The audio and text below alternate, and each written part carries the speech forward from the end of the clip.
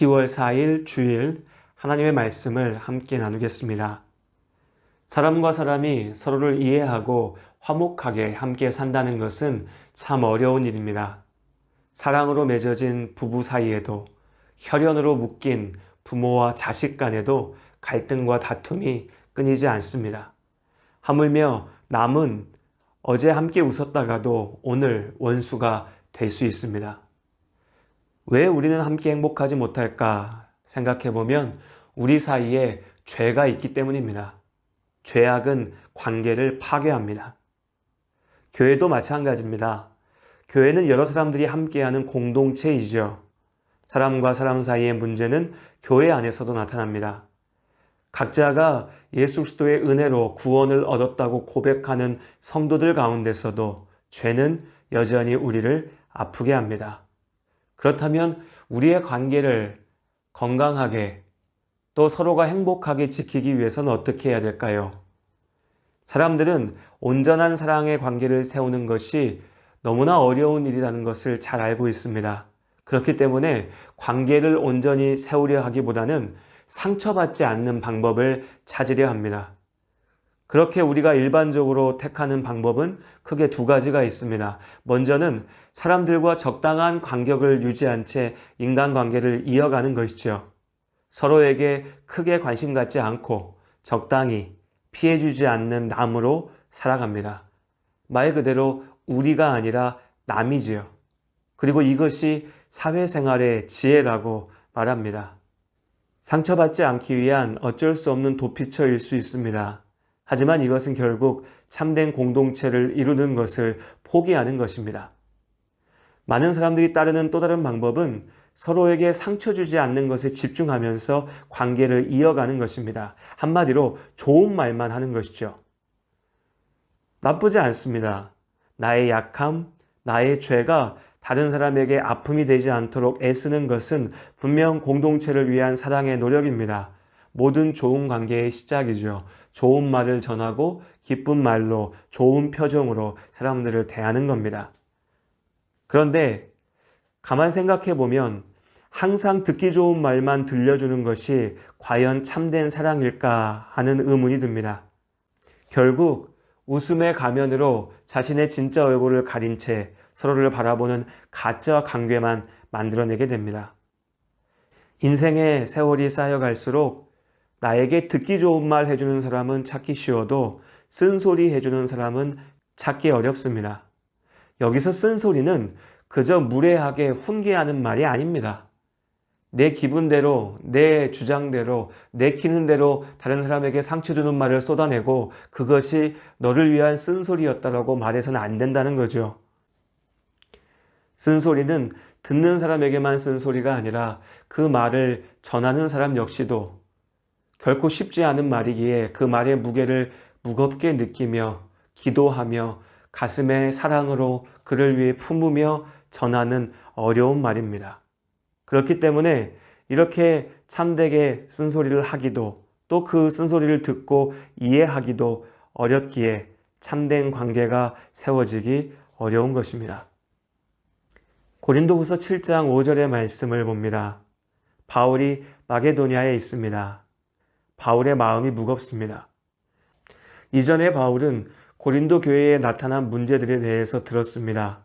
그 문제들에 대해서 조언하기 위하여서 편지를 보냈었지요. 바로 고린도 전서입니다. 이제 그렇게 고린도 전서의 말씀으로 권면했던 바울은 직접 고린도 교회를 방문하였습니다.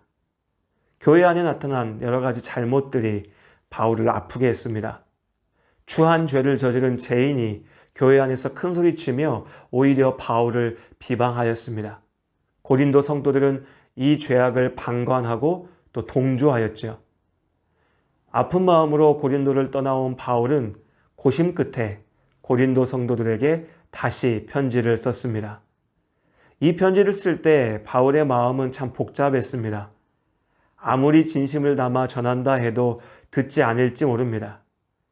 이미 자신을 비방하는 사람에게 동조해버린 고린도의 많은 성도들이 이 쓴소리가 담긴 편지를 받고 오히려 자신을 더욱 미워하게 될지도 모릅니다.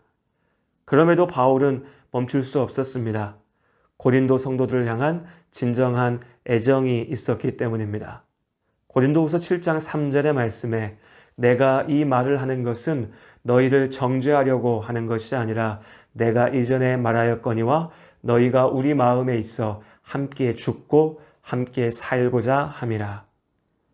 말 그대로 바울은 그 마음에 고린도 교회 성도들을 품어서 함께 죽고 함께 살고자 했습니다. 고린도를 향한 바울의 편지는 매서웠습니다. 그들의 잘못을 적나라하게 꾸짖었죠. 영적 스승이자 아버지로서 쓴소리를 전하였습니다. 그렇게 편지를 전한 후에도 바울의 마음은 무거웠습니다. 자신의 진심이 제대로 전해지지 않을까 염려하였죠. 그리고 7장 8절에 바울이 말합니다. 그러므로 내가 편지로 너희를 근심하게 한 것을 후회하였으나, 여기서 편지는 바울이 보냈던 쓴소리입니다. 고린도 전서와 고린도 후서 사이에 성경에 기록되어져 있지 않지만 하나의 편지를 바울이 고린도 교회에 보냈던 것입니다.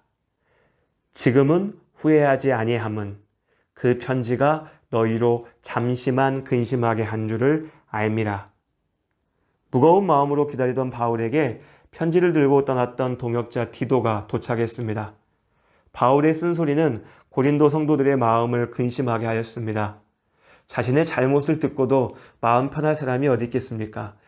누구라도 너무나 분명한 내 잘못을 알려줘도 미안하고 또 고맙기보다는 불쾌하고 기분 나빠하는 것이 우리입니다. 고린도 사람들도 마찬가지였죠. 그러나 하나님께서 그들의 마음을 붙잡으셨습니다. 감정을 가라앉히고 바울의 권면을 곱씹었지요. 비로소 자신들의 문제가 보였습니다. 쓴소리 너머에 바울의 진심 어린 사랑이 들렸습니다. 그리고 고린도 성도들은 회개하였습니다. 잘못을 바로잡았지요. 바울의 편지를 전하고 고린도 교회에서 나타났던 회개와 회복을 직접 본 디도가 다시 바울에게로 돌아왔습니다. 디도가 전한 소식을 들은 바울은 어린아이처럼 즐거워합니다.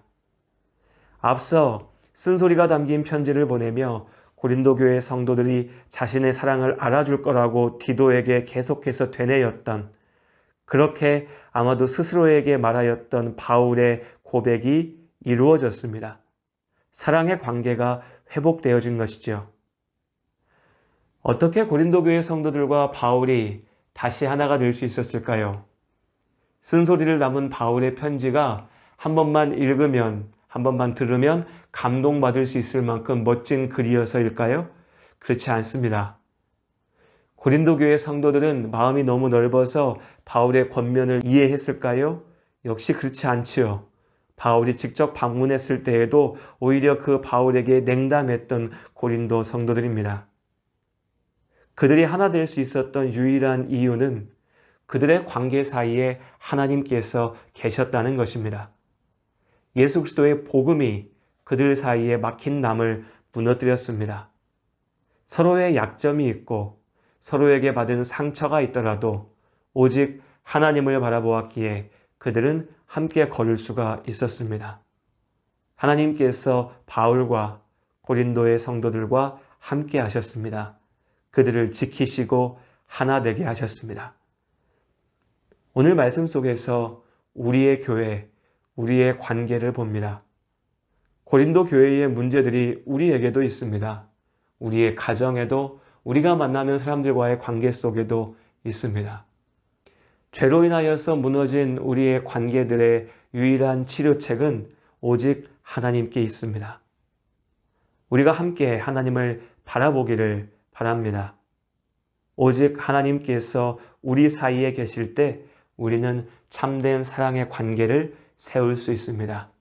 그렇게 때로 서로에게 아픔이 되더라도 함께 하나님을 바라보며 예수 그리스도의 사랑 안에 서로를 위하여서 기도하며 하나로 세워져 가는 우리 예담교회, 그리고 우리 모든 성도님들의 가정이 될 수 있기를 주님의 이름으로 축복합니다.